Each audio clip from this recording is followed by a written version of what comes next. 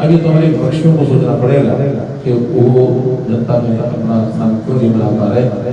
जिस प्रकार से वो चल रहे हैं, चाहे उनका नेतृत्व है, चाहे उनकी नीतियां हैं, चाहे उनके पुराने किस्से लोगों के सामने हैं। डॉक्टर अम्बेडकर चौक जहाँ महिला कॉलेज है, वहाँ से फ्लाईओवर शुरू होता है और नया जो पुराना बसता है भिवानी रोड और सारोनाथ से मिलते हैं, लगभग 5 किलोमीटर का फ्लाईओवर है। वो ट्रैफिक को जो पहले घंटा भर निकलता था शहर को पार करने में 2 घंटे लगते थे, वो 10 मिनट में शहर को पार करके निकल जाता है। पालिकाओं के, नगर परिषद के अथवा नगर के सबके सब कामों पर हम ध्यान देंगे और बजट के लिए प्रदेश की ओर से एक्स्ट्रा जो सहायता वो भी करने का मन हमारे मुख्यमंत्री जी ने बनाया है।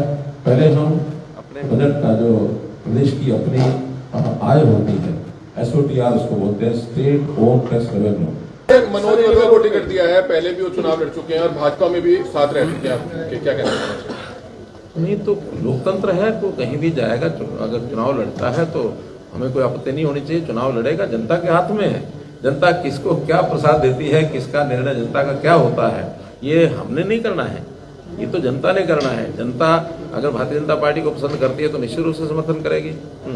त्रिलोचन सिंह और नरेंद्र सांगवान के संबंध में आया कि वो पहले से ही भारतीय जनता पार्टी के संपर्क में थे, मदद भी कर रहे थे, अब भी कोई मदद करने के लिए तैयार है क्या कोई कांग्रेस? देखिए, कुछ रणनीति की बातें हो, कुछ नीति की बातें होती है। नीति की बातें जनता को आपके माध्यम से बता दी जाती है। रणनीति की बातें रणनीति होती है, हर जगह नहीं बताई। चुनावी प्रचार में आप पहुंचे हैं, 20 पार्षद और मेयर उम्मीदवार रेणु बाला गुप्ता यहाँ पर बैठी हैं, तो क्या कुछ करनाल के लोगों से आज अपील करने आए थे? क्या कुछ मैसेज आपने दिया करनाल की जनता को? स्वाभाविक है, मैं यहाँ आया हूँ तो यहाँ के सांसद होने के नाते, भारतीय जनता पार्टी के कार्यकर्ता के नाते, नेता के नाते मेरा जनता से अपील है। सभी हमारे नगर पालिकाएं, सभी हमारे नगर परिषद जहाँ जहाँ भी चुनाव बाई इलेक्शन है, करनाल का न केवल करनाल बल्कि पूरे प्रदेश में सभी शहरी मतदाताओं से मेरी अपील है कि ज़्यादा से ज़्यादा वोटों से हमारे इन सब प्रत्याशियों को जिताएं।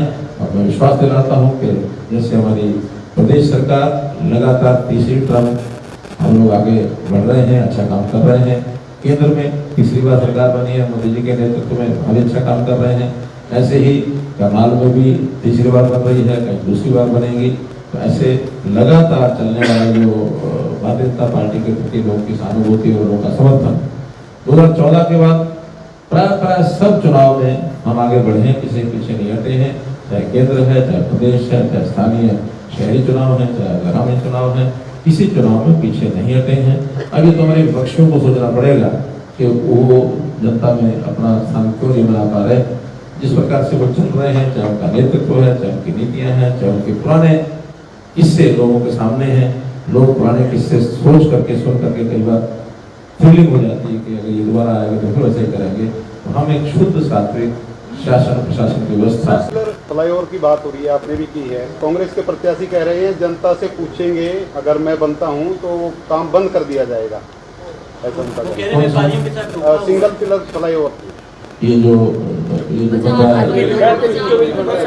देखिए क्या होता है, इसमें व्यापारी भी होते हैं, जनता भी होती है, इसमें जो वाहन के चलाने वाले लोग होते हैं, ये सबका मिला जुला मत होता है।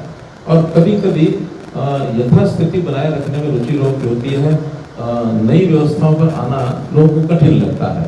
मैं एक उदाहरण देता हूँ आपको, मैं उदाहरण रोहतक का, आप लोगों से कोई उत्तर क्या होगा तो रोहतक में डॉक्टर अम्बेडकर चौक जहाँ महिला कॉलेज है, वहाँ से फ्लाईओवर शुरू होता है और नया जो पुराना बस अड्डा है भिवानी रोड और हिसार रोड जहाँ से मिलते हैं, लगभग 5 किलोमीटर का फ्लाईओवर है।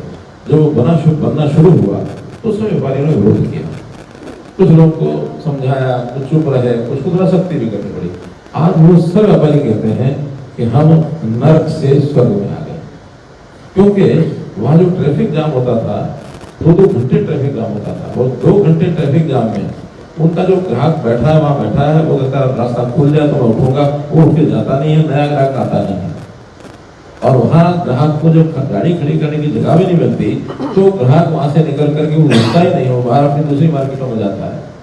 आज जो बाहर से एक साइड से दूसरी साइड में आने जाने वाला ट्रैफिक है, वो ट्रैफिक को जो पहले घंटा भर निकलता था शहर को पार करने में 2 घंटे लगते थे, वो 10 मिनट में शहर को पार करके निकल जाता है। उस ट्रैफिक वालों को भी लाभ हो गया, दुकानदारों को भी लाभ हो गया। जो दुकानदार गर्मी में पसीने में, बिल्कुल उनको गर्मियों के दिनों में तो बहुत परेशानी होती थी, अब उनको वहाँ उसमें ठंडी छाया, उस पुल के नीचे उन्होंने भी पार्किंग बना ली, फ्लाईओवर के नीचे उनको पार्किंग का स्थान मिल गया। छोटे छोटे व्यापार करने वाले लोग, खोखे खोखे वाले, वो सब उसके नीचे वेंडर जोन आ गया। तो केवल व्यापार के लिए नीचे जगह बची, जो शहर को पार करने वाले लोग थे वो सब वहाँ से हट गए, तो शहर को लाभ हुआ है। आज जो व्यक्ति सेक्टर 13-14 साइड से और इसको रेलवे स्टेशन जाना है, वो ट्रैफिक पूरा उसमें निकलता है। अगर वो ट्रैफिक सारे का सारा बाहर जाता है तो नीचे केवल ग्राहक बचेगा, केवल व्यापारी रहेगा। व्यापारी और ग्राहक उसका अपना एक संबंध है, उनको जितनी सुविधा हो जाती है उसका उनको लाभ होता है।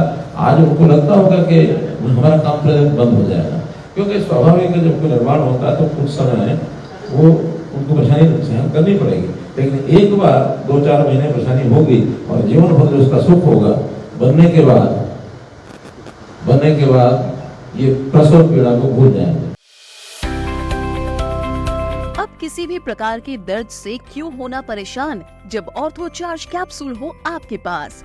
सभी प्रकार के दर्द में आयुर्वेदिक पद्धति पर आधारित रामबाण इलाज। कबीर औषधालय का ऑर्थोचार्ज ऑयल, कैप्सूल और सिरप आपको देता है तुरंत आराम। अनेक प्रकार के दर्द जैसे sciatica, spondylitis, rheumatic pain, arthritis, lumbar pain, सभी दर्द को दूर करने का रामबाण इलाज 100% आयुर्वेदिक जड़ी बूटियों से बनाया गया ऑर्थोचार्ज कैप्सूल और ऑयल एक बार प्रयोग में अवश्य लाएं। अधिक जानकारी के लिए संपर्क करें। एड्रेस: कबीर औषधालय, सेक्टर 14, सोनीपत, दिल्ली, NCR।